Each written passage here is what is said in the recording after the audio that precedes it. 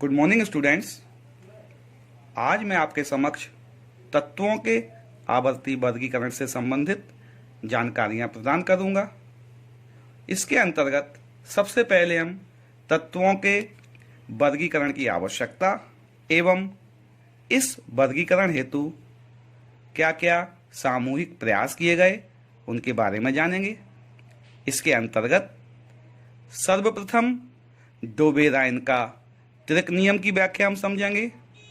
डोबेराइन के त्रिक नियम को समझने के पश्चात हम तत्वों के वर्गीकरण के लिए किए गए न्यूलैंड के अष्टक नियम से संबंधित विभिन्न जानकारियां प्रदान करेंगे तथा अध्याय के अंत में तत्वों के वर्गीकरण के महानायक मेंडलीव के आवर्त नियम से संबंधित विभिन्न जानकारियों को हम आपके समक्ष प्रस्तुत करेंगे।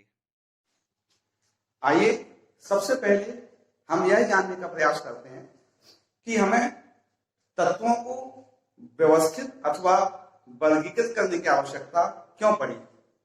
तत्वों को व्यवस्थित करने की आवश्यकता को हम आपके समक्ष एक सामान्य उदाहरण द्वारा प्रस्तुत करना चाहते हैं। मान लीजिए किसी विद्यालय में 1000 छात्र हैं। विद्यालय में 1000 छात्र हैं। उनमें से एक कक्षा 10 का छात्र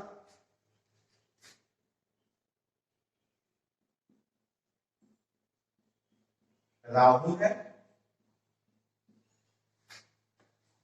अध्यापक एक बच्चे से कहता है कि मैदान में उपस्थित बच्चों में से कक्षा 10 के छात्र राहुल को खोज के लाइए।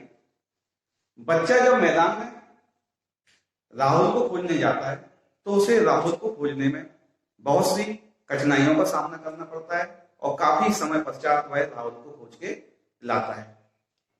एक अध्यापक पुनः बच्चों को उनकी कक्षाओं के क्रम में खड़ा कर देता है।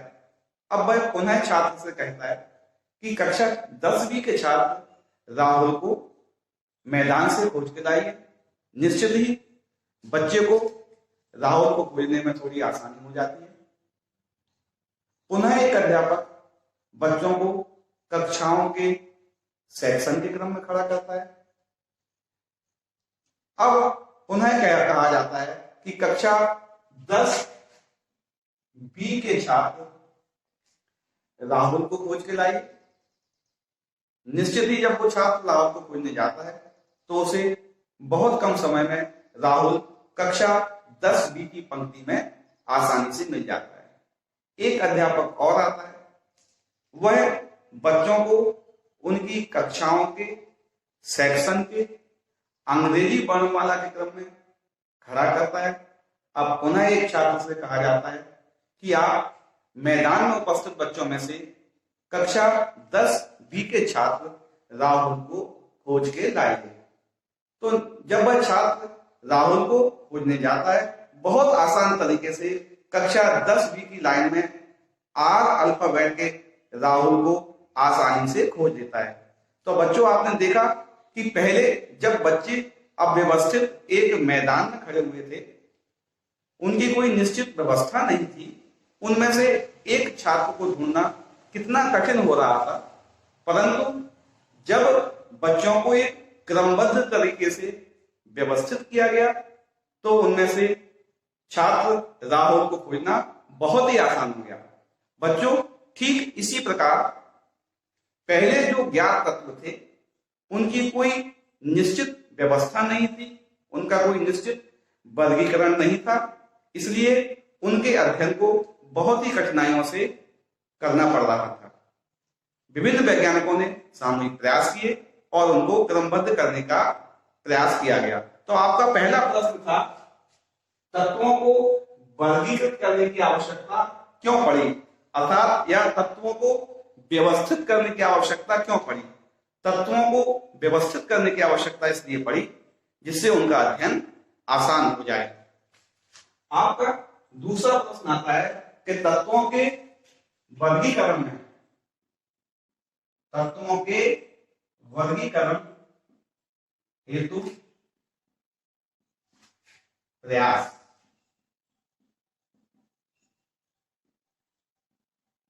अगला टॉपिक आता है कि तत्वों को व्यवस्थित अर्थात वर्गीकृत करने के लिए कौन कौन से सामूहिक प्रयास किए गए।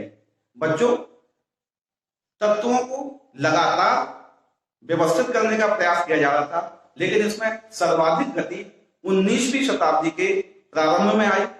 19वीं शताब्दी के प्रारंभ में विभिन्न वैज्ञानिकों ने सामूहिक प्रयास किया और अपने सामूहिक प्रयास के फलस्वरूप उन्होंने शताब्दी के अंत तक तत्वों को व्यवस्थित करने की पूर्ण जानकारी कर ली थी। इस व्यवस्था में सर्वप्रथम प्रयास, जो कि सार्थक प्रयास रहा है, माननीय डोबे रायनर ने सबसे पहला प्रयास किया। उन्होंने तीन तीन तत्वों के समूह बनाए।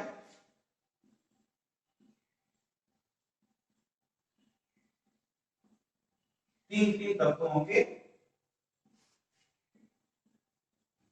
समूह बनाए। इस समूह में पहले व तीसरे, इस समूह में पहले व तीसरे तत्वों के द्रव्यमानों का औसत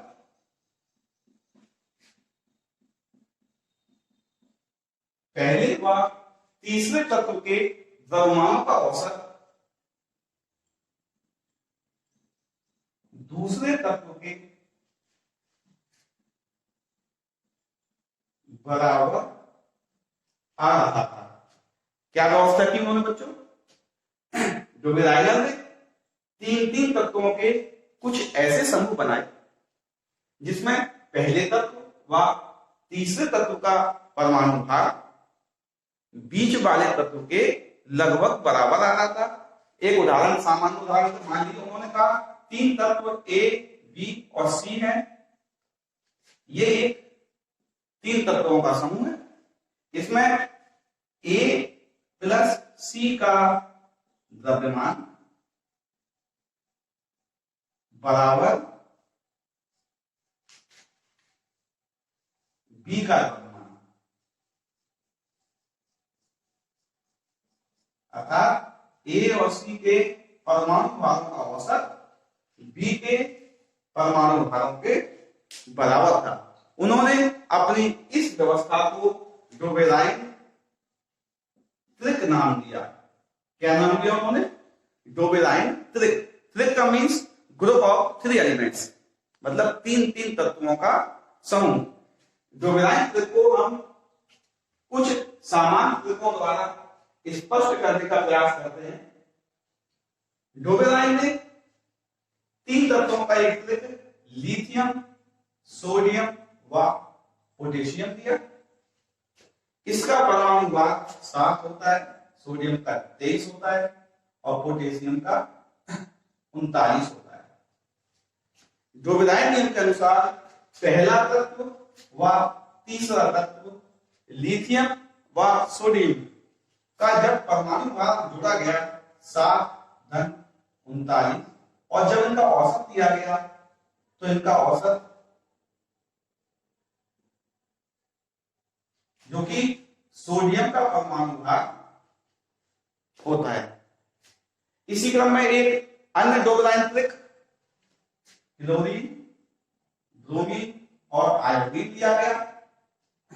क्लोरीन का परमाणु भार 35.5, ब्रोमीन का 80 और आयोडीन का 127 होता है। आइए उपरोक्त पर डोबेलाइन नियम को अप्लाई करते हैं। 35.5 धन 127/2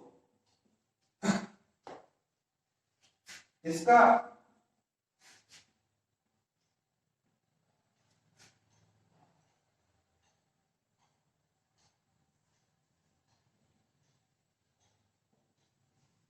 ये लगभग क्लोरीन के ब्रोमीन के लगभग बराबर था। तो आप देख सकते हैं कि डोबेलाइन ने जो त्रिक बनाए उनमें पहले व तीसरे तत्व के द्रव्यमान का औसत बीच वाले तत्व के या तो बराबर था या उसके लगभग बराबर था। उन्होंने यह भी बताया कि एक ही तत्व के सभी तत्वों के गुण सामान्यतः समान होते हैं, जैसे कि लिथियम, सोडियम और पोटेशियम तीनों ही धातुएं हैं। उपरोक्त तीनों क्या है? धातु में होते हैं। उपरोक्त तीनों के हाइड्रोक्साइड, उपरोक्त तीनों के हाइड्रोक्साइड क्षारीय प्रकृति के होते हैं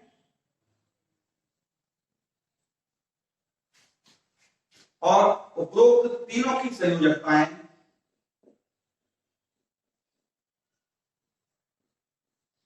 एक होती है।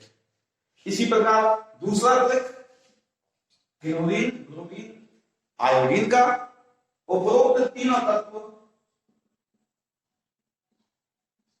अधातु में होते हैं और इनके हाइड्रोजन के साथ बने यौगिक अर्थात हाइड्राइड, जैसे कि हाइड्रोक्लोरिक एसिड, हाइड्रोजन ब्रोमाइड व हाइड्रोजन आयोडाइड, इनकी प्रकृति अम्लीय होती है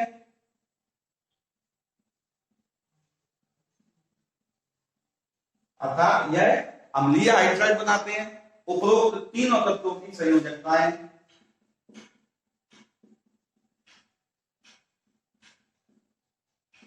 एक होती है। आप देख सकते हैं डोबेराइन के अनुसार जो त्रिक बनाए गए उनमें तत्वों के कई गुणों में समानताएं थी। तो बच्चों, जब पहले तत्व अव्यवस्थित थे, लेकिन डोबेराइन ने तत्वों की व्यवस्था में एक सार्थक क्रमागत प्रयास किया। उन्होंने अभी हमें जानकारी दे दी थी कि कुछ तत्वों के समूह इस प्रकार के हैं जिनके परमाणु भार और गुणों में कुछ समानताएं पाई जाती हैं। डोबेराइन वैसे तो तत्वों की व्यवस्थित वर्गीकरण में बहुत ही महत्वपूर्ण था, क्योंकि इन्होंने हमें एक सामान्य मार्ग बता दिया था जिस मार्ग पर चलकर हम तत्वों को व्यवस्थित अथवा वर्गीकृत कर सकते थे। फिर भी अत्यंत उपयोगी होते हुए भी यह नियम में कुछ कमियां थी। वो कमियां क्या थी? सबसे पहले इसमें केवल कुछ तत्वों के ही त्रिक बनाए गए थे, अर्थात उस समय तक ज्ञात सभी तत्वों के त्रिक नहीं बनाए जा सके थे, जो कि इसका ड्रॉबैक था। दूसरा, बहुत से तत्व जब उनकी खोज हुई तो वह डोबेराइन त्रिक के नियम का पालन नहीं कर रहे थे, जैसे कि फ्लोरीन और ब्रोमीन का त्रिक है। फ्लोरीन का परमाणु भाग 19 होता है, क्लोरीन का परमाणु भाग 35.5 होता है और ब्रोमीन का परमाणु भाग 80 होता है। आइए डोबेराइन त्रिक को इस पर अप्लाई करके देखते हैं। 19 धन 80 बटे 35.5 बटे 2 99/2 आंसर आया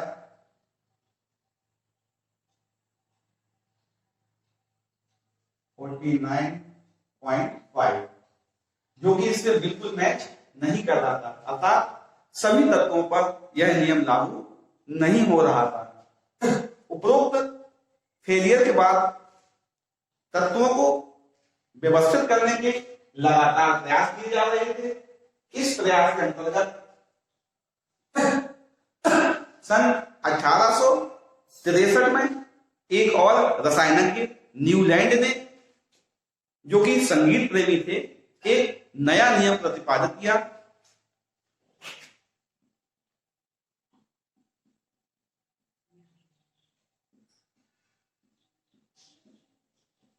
क्योंकि न्यूलैंड संगीत प्रेमी थे, उन्होंने देखा, न्यूलैंड जो कि एक संगीत प्रेमी थे, उन्होंने संगीत के स्वरों के क्रम में तत्वों को व्यवस्थित किया और उन्होंने देखा जिस प्रकार संगीत में 7 स्वर के बाद जो 8वां स्वर आता है वो पहले स्वर के समान होता है, उन्होंने इसी क्रम में एक नया नियम प्रतिपादित किया। उन्होंने कहा यदि तत्वों को परमाणु भारों के क्रम में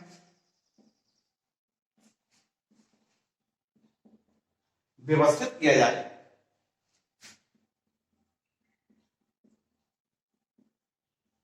तो प्रत्येक तत्व से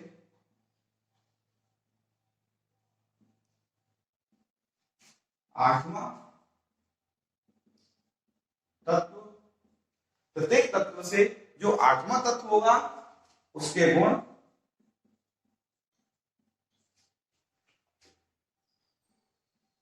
पहले के तत्व के समान होंगे। उन्होंने क्या कहा, तत्वों को यदि क्रमशः व्यवस्थित किया जाए तो प्रत्येक तत्व का जो आठवां तत्व है उसके गुण पहले तत्व के समान होते हैं। जिस प्रकार संगीत के 7 स्वरों के बाद आठवां स्वर पहले स्वर के समान होता है, ठीक इसी प्रकार तत्व भी अपनी व्यवस्थाएं देते हैं। आइए इस व्यवस्था के अंतर्गत न्यूलैंड का वर्गीकरण बनाते हैं। 7 स्वर 1 2 3 4 5 6 7 स्वरों के नाम सा रे गा मा पा धा नी। इसके बाद जो आठवां स्वर आएगा वो पुनः पहले स्वर जैसा होगा। ठीक इसी प्रकार न्यूलैंड ने भी तत्वों को व्यवस्थित किया। उन्होंने देखा कि जो पहला तत्व है लिथियम, इसके बाद जो आठवां तत्व आएगा उसके गुण इस लिथियम के गुण के लगभग समान होंगे। लिथियम, इसके बाद अगला तत्व जो आएगा beryllium, boron, carbon, nitrogen, oxygen, fluorine. Hydrogen भी ले सकते हैं, उस समय अक्रिय गैस की खोज नहीं हुई थी। फ्लोरीन के बाद नियोन का स्थान आता है, लेकिन न्यूलैंड के समय तक अक्रिय गैसों की खोज नहीं हुई थी, इसलिए उन्होंने इसको नहीं लिखा था यहां पे। लिथियम के बाद आएगा फ्लोरीन का sodium, magnesium, aluminium, silicon, phosphorus, sulphur, chlorine. पुनः अगली अक्रिय गैस ऑर्गन थी, ऑर्गन की उस समय तक खोज नहीं हुई थी, तो इसके बाद पोटेशियम और कैल्शियम। जब इन्होंने तत्वों को इस क्रम में व्यवस्थित किया तो देखा कि ये जो एक ही समूह में तत्व आ रहे थे, लिथियम, सोडियम, पोटेशियम, इनके गुण एक समान थे। इनके गुणों में क्या थी भाई? गुणों में समानता थी। इसी क्रम में इनके गुणों में समानता थी, बोरॉन, एल्यूमिनियम गुणों में समानता थी। और जब न्यूलैंड ने यह व्यवस्था की तो तत्वों के वर्गीकरण में एक क्रांति आ गई। उन्होंने सबसे पहले यह बताया कि तत्व का जो परमाणु भाग होता है, तत्व का परमाणु भाग और तत्व के गुण,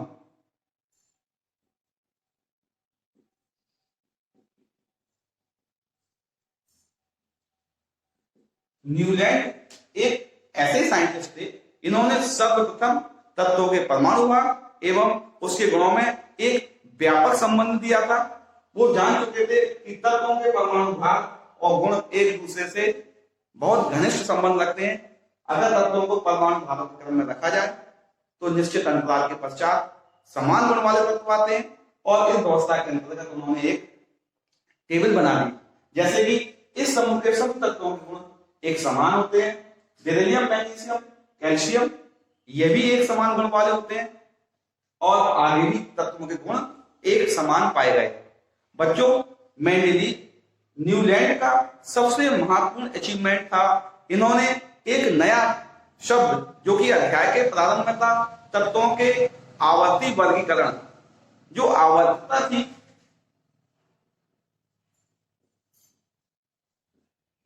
जिसके बारे में पूरा विश्व अभी जानता नहीं था, उन्होंने इस शब्द की महत्वपूर्ण व्याख्या की। आवर्तता को बताना इनका सबसे महत्वपूर्ण कार्य था। उन्होंने आवर्तता क्या होती है कि यदि हम एक समूह में ऊपर से नीचे आते हैं तो तत्वों के विभिन्न गुण या तो एक समान होंगे या क्रमशः बढ़ेंगे अथवा क्रमशः कम होंगे। जैसे ये समूह की बात करते हैं, इसमें सभी तत्वों की संयोजकताएं एक होती है, अर्थात ये इनका एक समान गुण है। उपरोक्त सभी तत्वों का आकार क्रमशः बढ़ता है। उपरोक्त सभी तत्वों का धात्विक गुण क्रमशः बढ़ता है। सभी तत्वों की आयनन ऊर्जाएं क्रमशः कम होती है। अर्थात तत्वों को आवर्ती वर्गीकरण में सबसे महत्वपूर्ण कार्य न्यूलैंड ने किया था। उन्होंने एक नए शब्द आवर्तता की खोज कर दी थी, जो कि तत्वों के व्यवस्थित वर्गीकरण में बहुत ही महत्वपूर्ण होने वाला था। वैसे तो न्यूलैंड का अष्टक नियम तत्वों के वर्गीकरण में बहुत ही महत्वपूर्ण था, लेकिन इसमें उपयोगी होते हुए भी अभी भी कई कमियां थी। जैसे कि इसमें अक्रिय गैसों के लिए कोई स्थान नहीं था।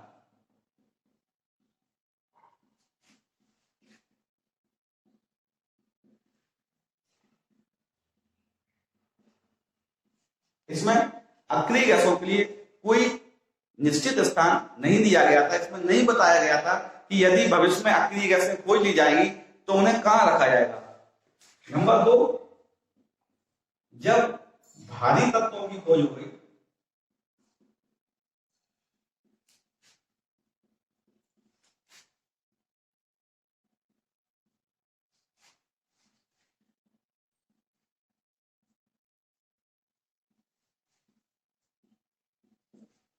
जब भारी तत्वों की खोज हो गई तो उन भारी तत्वों को इस नियम के अंतर्गत व्यवस्थित नहीं किया जा सकता था। यह नियम केवल हल्के तत्वों जैसे कैल्शियम तक ही सीमित था। बच्चों, जैसे जैसे न्यूलैंड के अष्टक नियम के दोष सामने आ रहे थे, उसी समय आवर्ती वर्गीकरण के महानायक मेंडलीव तत्वों को वर्गीकृत करने का लगातार प्रयास कर रहे थे और उन्होंने इस प्रयास में सन 1869 में महत्वपूर्ण सफलता प्राप्त कर ली।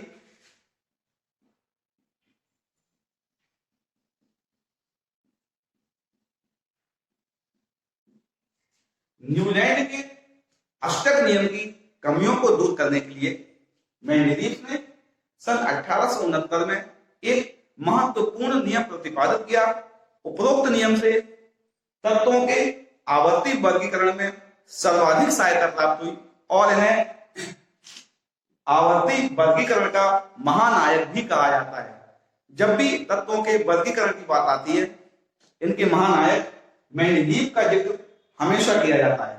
उन्होंने कहा, जैसा कि न्यूलैंड ने बताया था कि तत्वों के गुण उनके परमाणु भारों पर निर्भर करते हैं, उन्होंने भी यही बात कही कि तत्वों के भौतिक व रासायनिक गुण उनके परमाणु भारों के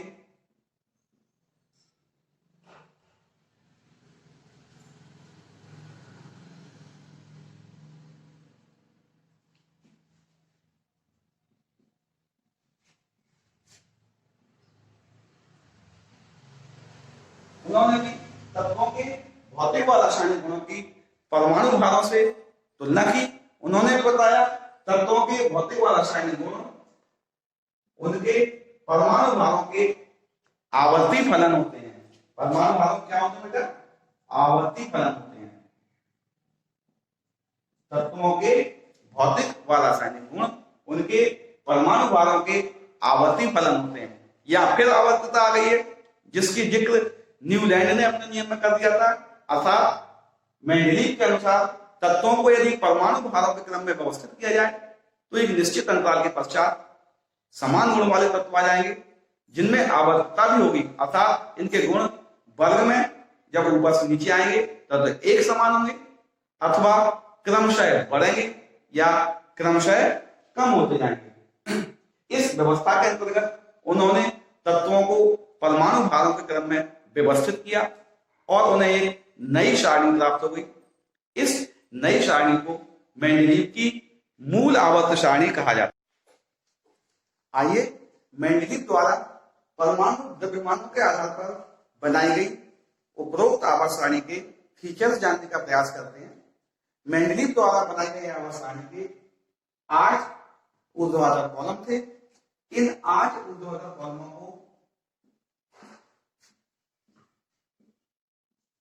इनको हम वर्ग कहते हैं।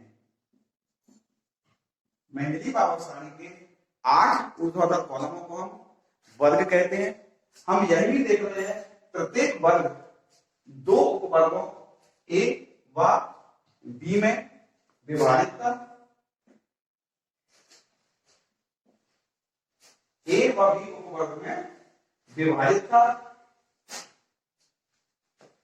उपरोक्त आवर्त सारणी में प्रत्येक वर्ग के दोनों उपवर्गों में पृथक पृथक तत्वों के गुणों में समानता व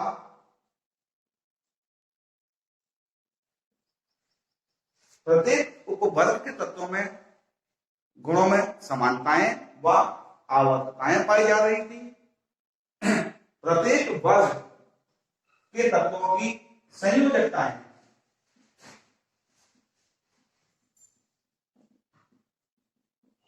एक समान पाई गई। मैं पुनः बताना चाहता हूं, मेंडलीव के आवर्त सारणी में 8 कॉलम थे। उपरोक्त 8 कॉलमों को हम वर्ग या समूह कह रहे थे। प्रत्येक वर्ग 2 वर्गों ए व बी में विभाजित था। उपरोक्त प्रत्येक उपवर्गों जैसे कि पहले का एक उपवर्ग के तत्वों गुणों में समानताएं व क्रमिकताएं अर्थात आवर्तताएं पाई जा रही थी। प्रत्येक वर्ग में संयोजकताएं एक समान थी। जैसे कि पहले वर्ग के तत्व की संयोजकता 1 थी, दूसरे वर्ग के तत्वों की संयोजकताएं 2, इसी क्रम में तीसरे की 3, चौथे की 4, पांचवें उपवर्ग की संयोजकता 8 में से घटाने पर प्राप्त हो रही थी अर्थात इसकी संयोजकता 3 होगी। छठवें की संयोजकता 2 और 7वें की संयोजकता 1 होगी। 8वें उपवर्ग के बारे में मेंडलीव ने संयोजकता संबंधी अधिक जानकारियां प्रदान नहीं की थी। प्रत्येक वर्ग में ऊपर से नीचे आने पर उनके उपवर्गों में आवर्तताएं पाई जा रही थी। इस मेंडलीव की आवर्त सारणी में कुछ खाली स्थान छोड़े गए थे। मेंडलीव ने न्यूलैंड के अष्टक नियम को संज्ञान में लेते हुए जहां अक्रिय गैसों का स्थान नहीं दिया गया था, अपने आवर्त सारणी में कुछ खाली स्थान छोड़े थे। उपरोक्त खाली स्थान पर आने वाले तत्वों के बारे में उन्होंने पहले से ही भविष्यवाणियां कर दी थी। तत्वों के वर्गीकरण में यह मैजिक की तरह काम कर रहा था कि पहले तो जब हम तत्वों को व्यवस्थित भी नहीं कर पा रहे थे, मेंडलीव ने इस प्रकार व्यवस्थित किया कि उन्होंने तत्वों को व्यवस्थित तो कर ही दिया, लेकिन आगे आने वाले तत्वों को कहां रखा जाएगा उसकी भविष्यवाणी कर दी थी और इनके गुणों की भी पूर्व घोषणाएं कर दी थी। बाद में जब यहां उन तत्वों को खोजा गया तो इनके गुण ठीक उसी प्रकार पाए गए जिस प्रकार मेंडलीव ने अपने आवर्त सारणी में बताए थे। जैसे कि एल्यूमिनियम के नीचे वाला तत्व मेंडलीव के अनुसार एका एल्यूमिनियम, एल्यूमिनियम के नीचे वाला तत्व मेंडलीव के अनुसार एका एल्यूमिनियम था। बाद में जब यहां जो तत्व आया उसके गुण उस एका एल्यूमिनियम तत्व के, एका का मतलब होता है एक के बाद, यानी कि एल्यूमिनियम के बाद आने वाला तत्व। बाद में जब इस तत्व के गुणों को देखा गया, इसके गुण ठीक वैसे ही पाए गए जैसे कि मेंडलीव ने इसके गुणों की भविष्यवाणी की थी। और बाद में यह तत्व गैलियम आया। गैलियम के गुण इसी समूह जैसे थे अर्थात यह भी 3 संयोजित तत्व था, इसकी संयोजकता भी इस समूह के हिसाब से 3 थी। तो मेंडलीव ने तत्वों की पूर्व भविष्यवाणियां भी कर दी।